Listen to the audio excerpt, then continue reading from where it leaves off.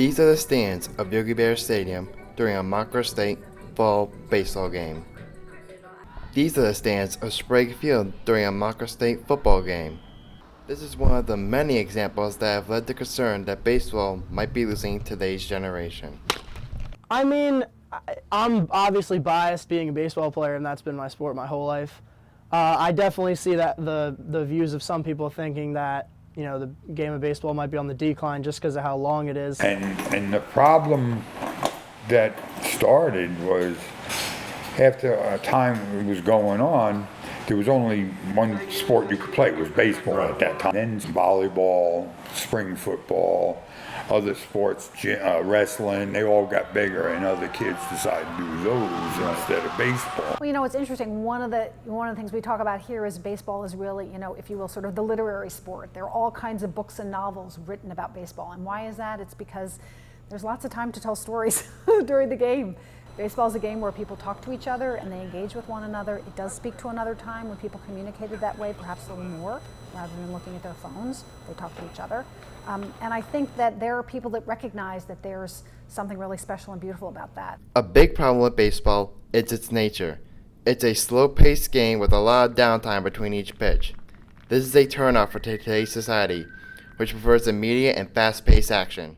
And something like football, you're running around. Most younger footballers, there's a lot of offense and defense you play. So you're constantly moving if you're good and stuff. Other than the pitcher and the catcher, they're the ones who are really always moving in the game and stuff. If you're an outfielder and a ball ain't hit to you the whole game, you just spent 2 hours standing out in the sun. What did you learn? How to tolerate the sun? Attention span is now, kids want to be moving. Yeah. And if you're standing, you're like, bored. well, I'm bored. No. What am I doing?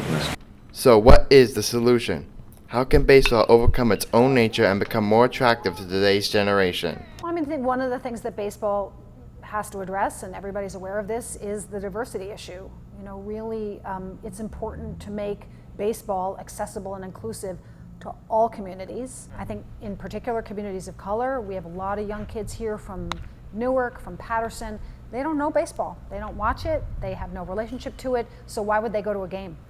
But you really need to find ways to engage them and get them interested. Well, I think that this whole "we play loud" movement that the league's kind of trying to get into heading into the playoffs here is a real good thing for the sport, because we do have a really strong and exciting young generation of players coming up in the MLB, and I think that's going to provide a lot of excitement that brings a lot of buzz to the league, because it was kind of getting real low in popularity there for a while, and I think that if we can build off the idea that, you know, big home runs and guys making a big scene out of everything, that's the kind of excitement that the game needs to shoot for. I do think that a certain amount of showmanship is necessary in today's culture to get, you know, young people engaged and excited.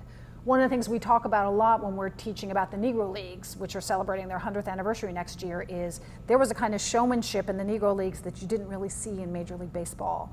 You know, base stealing, showboating, you know, that was part of it. That was part of the game. There was a huge entertainment factor, and that's why people love those games. So, you know, maybe a little bit more of that would be helpful. I think that baseball will always have a future in this country, and a lot of it has to do, you know, with the fact that baseball is central to the identity of this country for so many years. So you can't really talk about the history of America without talking about baseball. I think that baseball is as evergreen of a sport as it gets. I think that baseball is going to be around as long as we're going to be around. I think once people start to realize the spotlight is more on the individual in baseball than a lot of other sports, and I think there's a lot of freedom for guys to really shine in baseball, more so than in other sports really.